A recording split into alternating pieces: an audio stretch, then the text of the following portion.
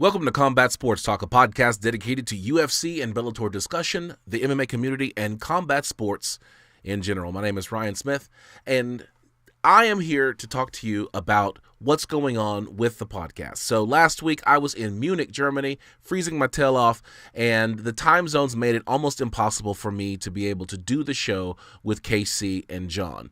So I'm here, I'm back, I'm ready to do the show. I was ready to do the show yesterday, and it's just been a ton of technical difficulties. Yesterday it was me and KC, and we had just a ton of network drops. My network dropped twice, and so it ruined the video recording, and so we decided to postpone and try to do it again tonight.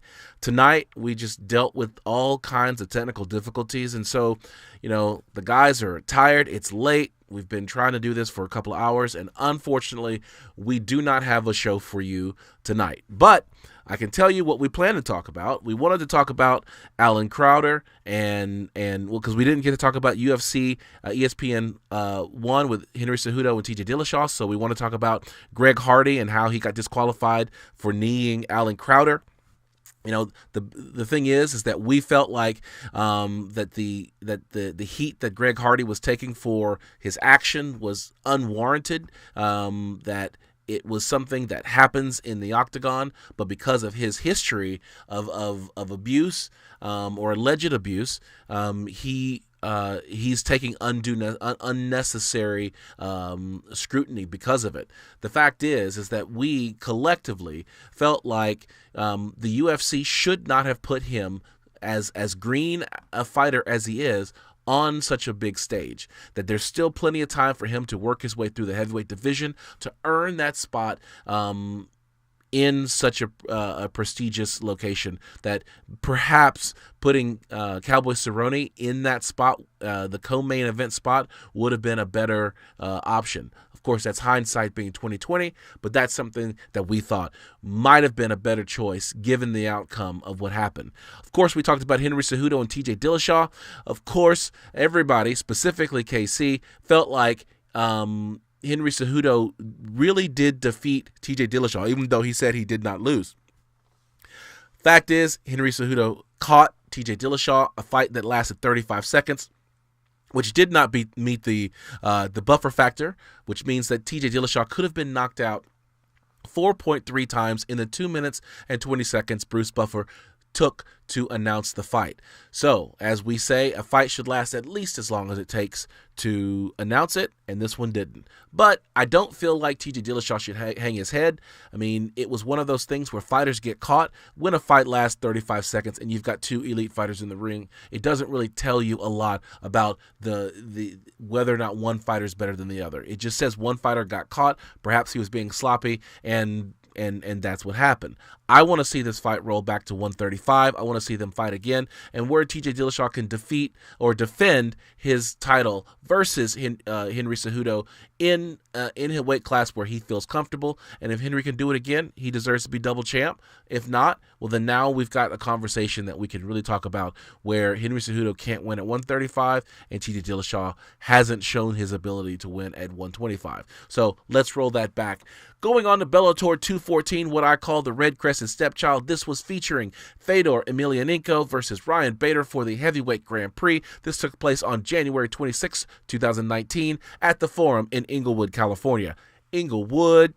The main thing to talk about is Aaron Pico was defeated by knockout in the first round by Henry Corrales. This fight was one where it was Aaron Pico's fight to lose. He's an elite wrestler and striker. He's wonderful at that.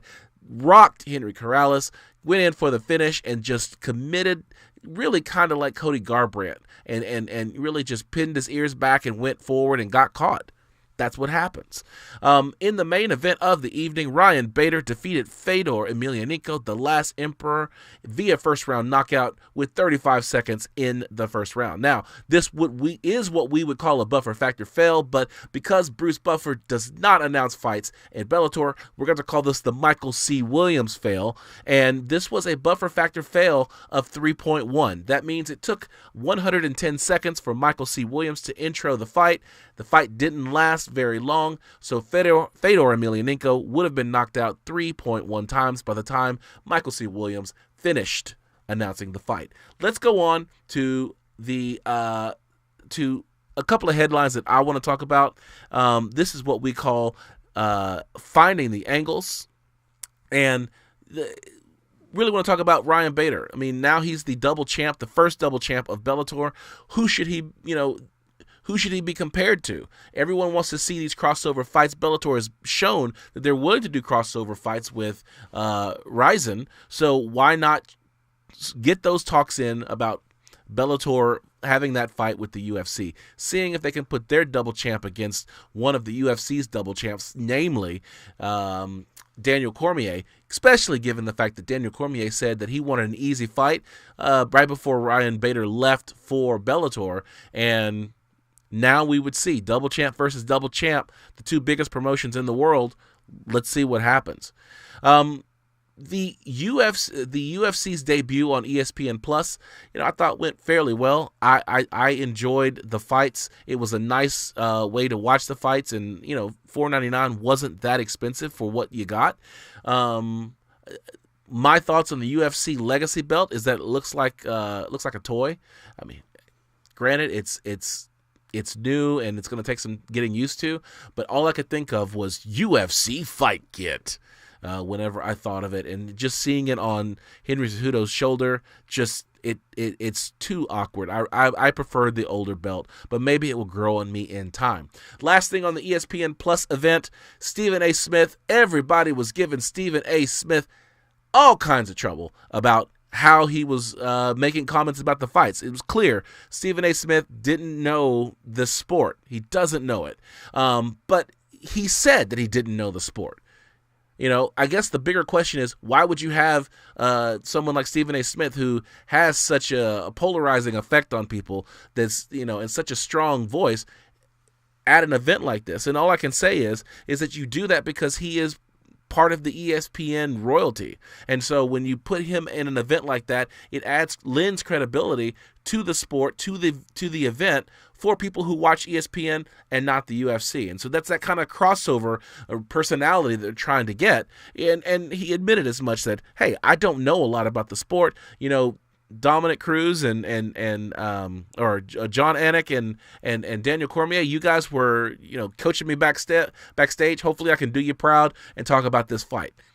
Yeah, he doesn't know the sport. Hopefully he'll learn more about it as they've got all the fights planned across ESPN, ESPN Plus, and the pay-per-view. So after UFC 232, Jon Jones was tested and came back clean. Subsequent tests came back and showed that he still had those metabolites within his system. That spawned a huge conversation, I'll say a debate, between me, John, and KC. We were on opposite sides. I felt like the UFC really needs to legitimize Jon Jones, and I think in order to do that, you've got to create a standard that says that there is an acceptable amount of turinabol metabolites that they are willing to tolerate within their system, within a fighter system, and in order to legitimize that, because right now you've got a standard that says zero picograms, 0 grams of any type of metabolite within your system is acceptable in the UFC. And therefore, Jon Jones, arguably one of the greatest fighters ever to grace the octagon, is sitting as an exception to the policy. So you've got two choices. You maintain the policy, and you penalize Jon Jones for violating the policy, even though there appears to be nothing he can do, and that the violation is in such a small quantity that it doesn't enhance his performance. However, if you do that, then really what motivation does Jon Jones have to even fight? Otherwise, what you can do is create a standard, but that still, I think, creates motivation for some fighter to try to get the formula right and say, I'm going to start using PEDs, and once I get turinabol in my system, then as long as I keep it under 100 picograms, or whatever the standard is, then I'm good. So I don't know if there's a win-win situation here, or it seems like a lose-lose situation for the UFC. And so, frankly, I I'd love to know what someone else thinks about it. But, basically, John and KC were in this position of, the UFC needs to maintain its integrity and its purity, and if that means that they're going to have to sanction Jon Jones in the process, then so be it. But I don't know if you can go that far. Last thing, the Nevada State Athletic Commission came back with their ruling after the last fight at the fight between Khabib and Conor McGregor. Khabib got the main part of the punishment, 9 months and $500,000 fine. Conor got 6 months and a $50,000 fine. A lot of people feel like Khabib is getting the short end of the stick here. All I can say is this: Conor did a lot of talking. He did a lot of things to instigate what happened in the fight after the fight. But at the end of the day, he did not throw the first punch. He did not go and jump the cage and all the things that happened. Khabib did, and in so much as Khabib tolerated all of the abuse throughout all of the lead up to the fight, that it's unfortunate that Khabib went after Dylan Denise and the rest of the corner of Conor McGregor. I feel like what he did warrants a 9-month suspension and a $500,000 fine. I'm glad that Conor got some type of punishment, even if it is a fraction of what Khabib did. Khabib said in response that he's never fighting in Nevada again. That's his prerogative. He's too big a fighter for that to hurt him. So, I see that as, that's the natural outcome of what's going down there. If we go to the fight card and look at the fight coming up this week, you've got UFC on ESPN Plus 2, Asunciao versus Moraes 2, Saturday, February 2nd, 2019 at the Northeast Olympic Training Center in Fortaleza, Brazil. We've got 6 fights on the card. The main ones, though, is Jose Aldo versus Renato Moicano. I think that's a great fight. This is going to show us whether or not Jose Aldo has the staying power. He's been fighting for a very long time. He's come off some brutal fights versus Max Holloway. Renato Moicano is such a game fighter that this is going to tell us a lot about Jose Aldo and whether or not he can make one more run at that title, or whether or not Moicano is going to be taking his place and relegating Jose Aldo to gatekeeper. Main event is Rafael Asunciao versus Marlon Moraes. I'm excited about this fight. This is always, when you have a few of the smaller fighters getting in there, the speed, the agility, the athleticism, it's always fun to watch, especially when it's happening in Brazil. Rule number 2 is never bet against the Brazilians when they're in Brazil. Unfortunately, you've got Brazilians fighting Brazilians, so you can't go wrong. This is going to be a really good card. Last shout out to Damian Maia, who is back. Lyman Good is his opponent. I hope Lyman Good has studied up on some Brazilian Jiu-Jitsu, because he's going to go down. And what I like to call Damian Maia, the Anaconda, is going to choke him out or submit him. So that's it. Follow us on social media. On Twitter, I'm at CST Ryan. KC is at CSTKC, but he only uses it to troll other people, so don't follow him there. Find him on Instagram. John Keys is the Keys to Victory with an ES on Keys.